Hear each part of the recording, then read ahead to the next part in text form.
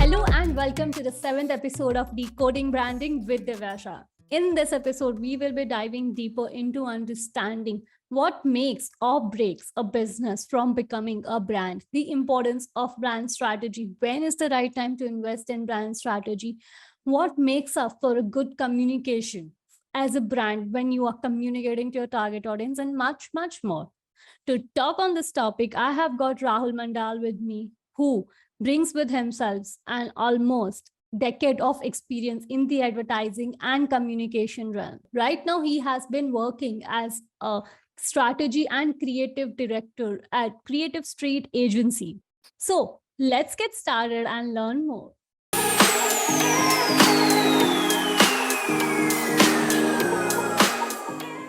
Hi, Rahul. Welcome to my podcast, Decoding Branding with Divya Shah. How are you doing? I'm doing good, Divya. Thank you for having me on this podcast. I remember we spoken earlier on a couple of topics few months back, and it's good to be back Yeah. here discussing something I think both of us enjoy, branding and marketing. So thanks again. Glad to Thank you. be here. Thank you for accepting my request, Rahul. My very first question to you is, since you have been in this industry for a good amount of time now, what factors in your experience can build or break a business from becoming a brand? Right. Uh, so I think today businesses are everywhere. More people are getting into entrepreneurship. Everyone wants to build a brand, be it individual brands or business brands, right? So I think three key things which really turns a business into a brand is I think I call it three P's of sorts. So the first P is purpose. Like, why did someone really start a brand? Was it because they just wanted to start a business, just earn money, or did they have a larger vision? So is there a larger purpose? Was there a problem you were trying to solve for yourself? Is a problem at a societal level or at an individual level? So purpose really drives a lot of the intent that goes behind the brand building. There are people, and this happens out of conversations which I've had with friends and other people. There are legit a lot of business persons who are functioning in very unknown territories or categories. Like, someone is producing screws and probably earning crazy amounts, we know nothing about them. So those people are still earning the money, but they are not brands. They are Yeah. those silent warriors behind creating bolts or creating spare parts, making the money, but they are not brands. Yeah. For the brand to really come to life, it really needs to start with the purpose behind why that business was started and what's the story that you can actually put behind it. The second part is people. So when I say people, it means two things. One is all the internal stakeholders. So Yeah. firstly, the founders, what is their mindset? What do they think about branding, right? I think there's a lot of confusion around branding being about a logo or just being doing something different only. So different, of course, is important, but doing something different only. Or some people are like, no, I don't need a brand. My product will talk for itself. And then all those Yeah. discussions about product market fit, and I have performance marketing by my side. So the mindset of the people, their approach towards branding, their perception, all of those play an important role. And along with that, the second side of the second P, which is people, is the customers. Are they creating the product for themselves or the customers? Are they keeping the customer in mind while designing communication, designing even the product, for example? And the third part is patience. So most people today are not really patient. We are living in a time of, like, we want everything right now. We want to start a brand now, we want to start sales going like now, we want our content to start going now, investors want their returns starting now. So all the hard work and thinking and all the thought process that used to go into building a brand back in the day, and talking about 15 20 years back, which was the golden age of advertising, and those brands which we still remember, which are evergreen in our minds, right? A lot of thought process, and I've been a part of say mainline agencies. I've seen how much time goes into just finalizing say one line that goes into communication or an ad. I think a lot of that approach is not there these days. And I wouldn't say anyone is at fault, because it's just the times. So times have changed, things need to move faster. But in that process, we lose out on a lot of valuable things that we can create for the brand. Everything from its story to really nurturing a thought, really nurturing what the brand should stand for. And today we have quick fixes, right? Performance marketing, you have start getting sales in a week. You have Yeah. influencers, you don't have to spend as much in advertising. So all those quick fixes are fine. Media and advertising marketing is now democratized, if I may say, and that has brought down, say, the quality or the effort you actually put in building brands. So these three things: purpose, people, and patience. I think these things are key to either make or break your brand. Yeah. Fair enough. So you've mentioned, performance marketing, influencer marketing, and how people misperceive branding into just visual space. So I'll just dive Mm, a little deeper here to, and since you have been in the advertisement space hmm, and you've seen the industry evolve over time, right. how do you think can a business today, so while they're chasing instant gratification, if they want to have, if they want to thrive and become one of those evergreen brands, so how can Hmm, they, what are certain things that they can do beyond performance and influencer marketing that will hmm, help them with becoming a thriving and an evergreen hmm, brand? right. Oh, that's an interesting question, because those two things are also kind of vital. So it's not really that they are doing something wrong. But what really, makes a long-lasting brand is having a long-lasting vision. If you're just functioning from a perspective of that, hey, I want to, and correct me if I'm wrong, because you work with a lot of these early stage startups as well. A lot of people are into it to monetize and then exit that business. Yeah. When you have that kind of a thought process, then you're not really thinking long term even for the brand. You're thinking ki boss mein aunga, I'll make some money, raise some funds, exit the business, sell it, and move on to the next one. So it's really the era of people just wanting to be serial entrepreneurs and not really building something that people remember Yeah. for years. Coming to the second part, when it comes to, say, design, a lot of people are have a limited understanding, saying that okay, my brand logo or my visual identity is my branding.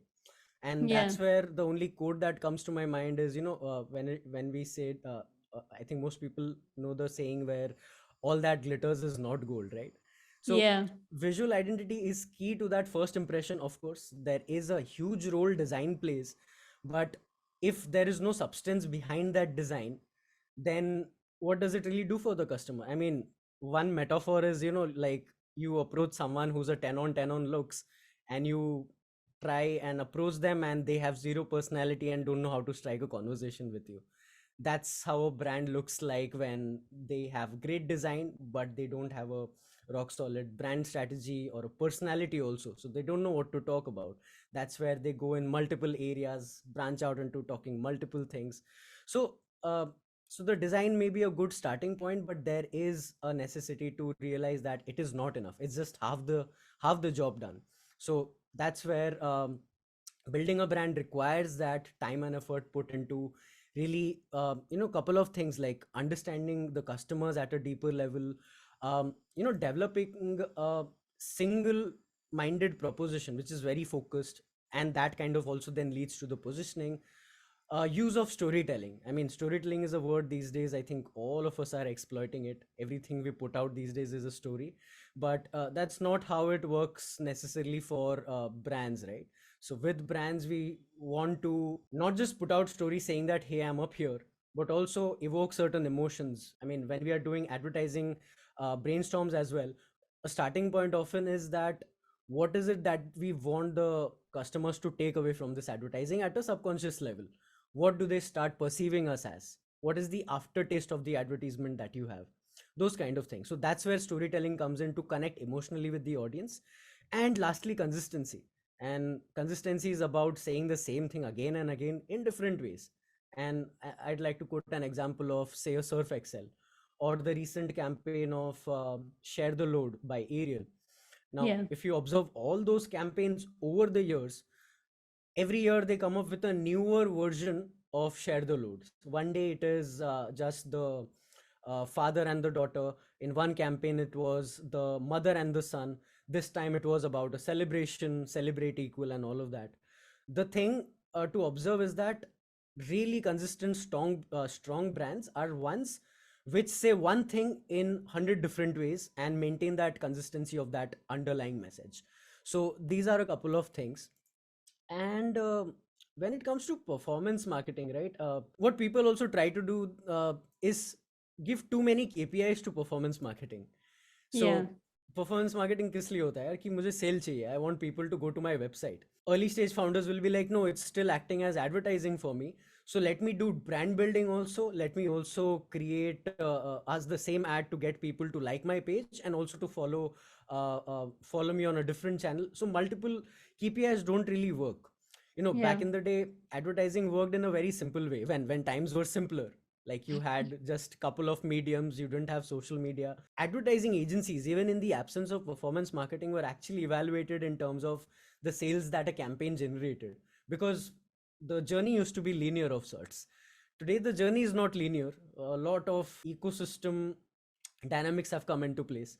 So people are not necessarily advertising on TV. And performance marketing, I'm not against it, because the situation that most of these startup people are in, you know, they need to start getting sales like quite soon. So performance helps, but they stop investing on the other things which don't say give you a proper ROI. That's where they lose out. They have to Yeah. understand that branding is more than just making a sale, it's about telling a story. So Yeah. the idea of building a brand is that it self sustains over time, you know, or else what happens is that you pull the plug on performance marketing for most of these startups, their business stops tomorrow. Yeah. Yeah. That's true. We've had a couple of brands and really old brands in my previous agency. They've actually never advertised in 10 years after an initial few years of advertising, but their business was Okay. unaffected. Why? Because those early couple campaigns were so strong, and apart from that, of course, they were present across the country, B2B tha. But after all of those, say 15 18 years, they realized that no, now competition is getting stronger, so we need to still maintain our position and maybe approach positioning in a new way. New So way. that's what even all of these brands need to understand, that make a brand that can self sustain after you've built an image. And one of my favorite brands in that case would be the Whole Truth. I love that brand simply because they've started, the brand is built on a purpose. It Yeah. has a very consistent way of approaching. Shashank is there on most Yeah. of these videos, taking the Yeah. lead in making the brand come alive through his Yeah. face. Yeah. And even if they stop like a couple more years, and then they can probably stop advertising, their products will still be picked up from shelves or from a Swiggy where I keep buying it from, right? Yeah. uh, Yeah. the question for most of these founders to ask is, if I stop performance marketing, is my brand going to sustain? If the answer is no, Oh then my you're going God. to need brand building. Oh my God. Oh my God. So, okay, this reaction is coming in because I was recently on this one podcast where she asked me, what is one challenge you give to brands? And I tell them this very same thing. When they Hmm. ask me, why to invest in branding, I go like, Hmm. go stop your performance marketing for 2 weeks. No marketing, no advertisement. Come Yeah. back to me after 2 weeks and tell me if you've made any sales. If you have, good. You have a Right. good brand to sustain for some time. But if you Yes. don't, you have your answer. This is Exactly. such an exact thing that I tell them, and this is super important. And I had Yes. this one client who I'm working with right now. He came to me and he's like, Divya, I stopped running ads and my sales dropped down to zero. And I don't hear a lot of founders saying that. That requires a lot of self-awareness, Yes. especially if you're a bootstrap startup. कि Correct. मैंने बंद कर दिया performance marketing, मेरा धंधा बंद हो गया. And I'm True. working on building his brand messaging and everything. But I think that's super important, and that's a very important thing that you've mentioned. So thank you for mentioning that. It just feels a lot of validation for myself than anyone else who's listening to this right now. No, no, it's pretty important because at the end we have to all understand that, yeah, brands are built in the minds and hearts of people. Yeah, I mean, Yeah. performance goes into saying that, hey, here's a offer, here's a product, you need it. There's a funnel marketing campaign, but the moment it's not there, someone else taking that Yeah. share of voice of sorts, if I may say. So Yeah. eventually, I would quote that with brand building, you want a share of people's hearts also, you know. Yeah. So like that. So Fair that's enough. about the performance bit. And I think you also mentioned influencers. Influencers have been the rage because gig economy, more people getting into becoming content creators, taking up this thing.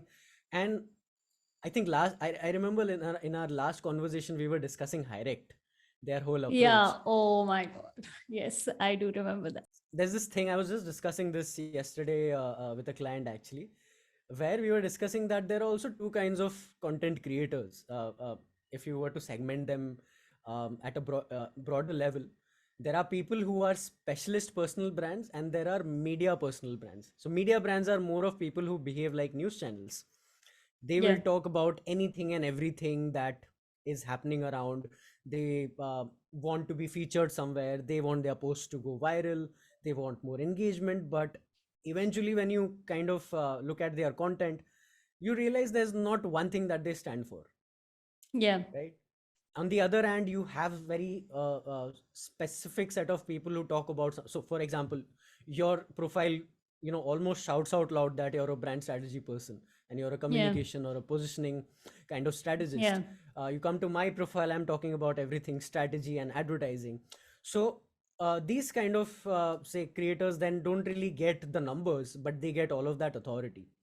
Yeah. So when brands are also partnering with influencers, it's really again a question about what do you really want to achieve. Do you want to use people as billboards, which was the direct approach, that you just reach out to people who have numbers and just ask them to share, hey, share my creative, that's it. I'm like, okay, then what's the point? Is that person even an HR, or is that person related to hiring? So there's a lot of disconnect that happens when you use influencers as just billboards. And Yeah. people are doing it because it's cheaper these days. They'll be like, rather than me spending on a Facebook ad or a LinkedIn ad, let's just take benefit of the organic reach of LinkedIn influencers. But eventually it's kind of harming the brand, because same question, take the influencers out of the mix, what does Mix. your brand stand for? Yeah. Hirect disappeared. Like, I don't see Hirect anymore. Yeah, yeah, yeah. Because It's disappeared. using influencers as a media channel is only diluting that brand's authority. Because again, you think about that influencer, आपके post के बाद वो किसी और का post कर रहा है अगले 2 दिन के Huh. अंदर. They are not standing for anything in particular, you are not Yeah. standing for anything in Anything particular. So particular. what's really the point? So even when we are at our agency, or overall in advertising, when we are suggesting influencers, back in the day we used to call it key opinion leaders, and that at that time it used to be, shit, I say that time as if I'm some old guy. Yeah, it's not the case. But by that time, let's even I just get refer the to context. I get the just let's refer context. to 8 years back. I'm saying 2012, when I was just getting into this whole area of marketing and advertising. Key opinion leaders were actually people who would get covered by media. They would be semi celebrities of sorts. Yeah. They would be experts in something. So at Yeah. that point, no one tried to be a thought leader. you know they were thought leaders because they were experts, and then you say you as a brand partnered with them because they could add a dimension to your brand and reach Yeah. out to an audience. Today everyone's trying to be a thought leader, and even they don't know in what. So then a brand has to question that, why am I using these people? Yeah. So influencers, performance, all of this comes at a later stage. There are certain things these people, the founders, need to do before, say, getting into performance marketing, which is couple of things. Get your website right, get your packaging right. These are owned media. So leverage owned Yeah. media, invest in brand strategy, define your audience very clearly, decide on Yes. certain people you don't want to talk to. That's where the Yes. personality attitude comes from. So Yeah. all the value proposition, positioning, and all that jazz. Third, something which has been a topic of discussion, is that a lot of people today believe that advertising is dead. There's also Varun Dogirala's podcast, which goes by the same name, which says advertising is dead. But point is, because the effectiveness of advertising and the patience that we were talking about earlier, people don't have that anymore. So all the quick fixes have kind of come in, but invest in advertising, invest in people who understand advertising, who know how to create communication that doesn't just introduce your product or launch a product, people who can, imprint a brand image on people's minds. And lastly, have a content strategy. Don't get into performance. Know what you want to do on social media. If you are a brand that are into, say, let's say, ed tech, for example, or if you're a brand which is into health, you want to take a route where you educate people. If you are a brand which is into food products and you're about fun, then entertain people. And if you're a product which is making someone's life easier, you're empowering them, then inspire people. Have something to do, have a purpose for being on social media. That's where people start connecting with you as a brand without any of these extra stakeholders or media support of sorts. That are things that these founders should actually focus on, as I said, before you get into performance Into and performance influences, and and of course influencers. use those things afterwards to kind of amplify what your brand stands for. Yeah.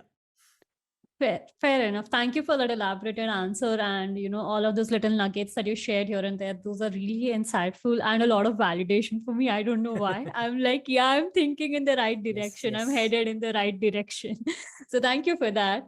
My next question to you, Rahul, is that because we were talking right now, about the importance of advertising and how people feel it's dead, but it's actually very important even today if you want to build that thriving brand. So, how important role do you think having a very well structured brand strategy plays when it comes to communicating to your audience? I'd like to start this with a very funny example, and it's an actual thing that had happened, right? So there was this brand we were working with, and it was into a range of products, right? And when we had pitched for them, we had actually given them an approach saying that, okay, you have a communication for the whole range. So that's what you can say the brand stands for. And then you can do tactical communication for the products and individual campaigns. This was last year when the Ronaldo scene happened. So that also brings in the moment marketing context when Ronaldo Yeah. had moved the Coke bottles from his table and Oh, replaced it yeah, with yeah, water. yeah, yeah.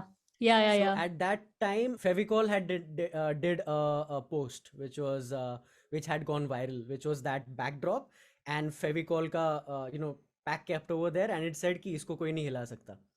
And Oh, people, so it was a very good moment marketing post yeah. actually. Lot of people shared it. It got a lot of traction. And the second thing that happened out of it was everyone who doesn't understand how it's supposed to work, moment marketing, started using that as a reference. So we received that post as as a reference with the client saying, "यार ऐसा कुछ viral करके दो." I'm like, Oh, my goodness. okay. No, we were like, okay, fine, let's do it. Then we gave her a couple of options. Then she's like, नहीं ये भी नहीं करना है, नहीं ये भी नहीं करना है. No, this also doesn't work. Then I went on and asked one simple question that, can you tell me one thing that you want this ad to communicate? They didn't have an answer. They're like, no, no, no, you figure out. Now, when you get into these situations, you realize this is where brand strategy comes in. You want to have that one message that needs to be consistent, and go back to Fevicol. Everything comes back to one message, Mazboot Jod. Yeah, Everything that a Durex does, no matter how topical, how much they might spread out, they are about naughty bedroom jokes. yeah, Talk about Dunzo. I mean, they don't really stand up to the necessary standards of how classically brand strategy is approached, but they do have a strategy. Their strategy is wholesome nostalgia and puns, yeah, right? So they know that what do they have to stand for. A lot of brands, you go to them and ask them, what is that one thing we need to say for the brand, for the product, and they'll actually give you a list of features and things. That's where you need yeah, brand strategy. That's where the convergence of everything you want to do, you have to bring it to one singular message, and then it's offshoots. That's where I could make a case for brand strategy. Question yourself, what is that one thing you want the audience to know? What is that one thing they should take away? Or what is the one thing your creative team should create an ad on? You won't have answers. And that's exactly the reason why there's so much dissonance in the kind of content and ads that you see. Multiple ads are saying multiple things. there's no one underlying thing that remains. So that's where brand strategy is extremely important, and it helps. It's almost like a guide. You give me a brand, um, it could be any startup brand, right? They will. And again, second thing, because a lot of them not necessarily are from a marketing background, they'll say that, oh, I want to do this, and they often become restless. Brand strategy also kind of helps them know that, okay, I don't need to do 10 things, and I Yeah. need a structure, I need a method to the madness. I need to say this one thing, other things will take care of themselves. So that's why brand strategy. Yeah. Great. So this just reminds me of something that I'll add on to this, is which is pretty similar to what you were mentioning, is I have had this conversations with people where they like, I mean, ex clients, Hmm. with when I send them designing or messaging, they're like, ये नहीं पसंद आ रहा, ये नहीं पसंद Hmm. आ रहा, like कुछ भी नहीं पसंद आता है उनको. And I am like, what do you want? Then Hmm. they'll send me this, like, cred ka picture ka, Some reference. yeah, and I am like, that is cred. Yes. You are nowhere close to cred. You cannot do that. That is not your messaging. They are a fintech company, you are a edtech company. Hmm. How do I draw that? I don't know. It's just very funny. And that's when I tell them that you need to invest in brand strategy, and then they will disappear. Yeah, yeah, yeah. No, And I'm like, it's actually the case. It's actually the case because it happens at our end also. At the agency, a lot of brands simply come saying, and I think earlier we were discussing about the stage at which they come to you, right? So yeah, often they don't have a lot of money, and not their fault. So at that time, sometimes, even we have to start work without a detailed brand strategy, where we still help them, with a positioning, with a strategy, so that they are clear about what needs to be done. But it's of course not as extensive as a whole brand strategy project, where you literally deep dive into interviewing the founders, the business, understand all details, and then accordingly create something. So it's a good starting point, but people need to understand that that investment is again for a long term. And that brings me to my yeah, first vision, the whole discussion about having that vision, wanting to play yeah, the long game. yeah. So yeah, that's what it's all about. You have to think long term. Great. So yeah, I totally agree on that, because a lot of times I've had founders and I ask them, why are you building this? They're like, पैसा कमाना है. I'm like, that's great. Yes, सबको yes. पैसा कमाना है, मुझे भी बहुत पैसा कमाना है, इसीलिए मैं आपके साथ काम कर रही हूँ. But the Right. point is, what beyond money? Like, I want to give Exactly. you value. I want to make your business into a brand. Similarly, what impact do you want to make on your customers? And I think that's a very important question to ask anytime you are hopping into doing anything. Right. And yeah, so thank you for this, all of these insightful nuggets. And I think this podcast, I don't know about the listener, but for me was again a lot of validation of my thought process, coming from an expert like you who has been in this industry for almost a decade now. So thank you for all of this. Now I'll quickly move on to the rapid fire questions. All I'll right. be giving you a set of brands, like an option to choose from. Okay. I'll give you an option to choose from, and you choose one of the two brands. And then I have to be Okay. like quite quick. Hmm. Surf Excel or Ariel? Ariel. Okay. Dunzo or Zomato? Danzo.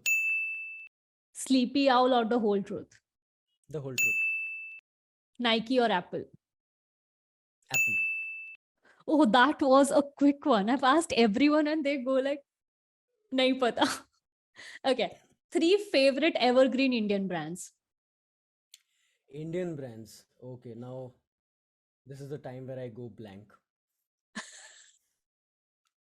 Yeah, because usually not working with a lot of them, say, for example, one will be Amul. Amul for Oh, sure yes. is evergreen. Yes.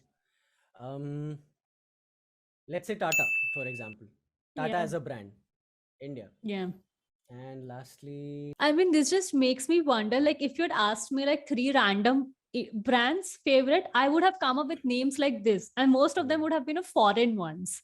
yes, But when I'm asked about Indian brands, I go clueless. And I think that yes, would be the case with a lot of people, like evergreen Indian brands, when I yeah, put it that specifically. So I think this is a very much clue for all the businesses out there: invest in branding.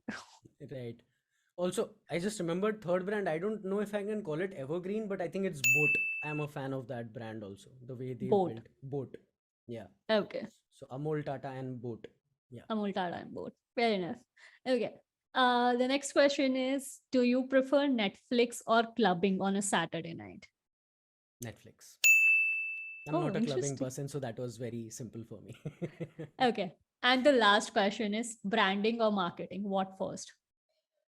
100% branding. I mean, no questions about it.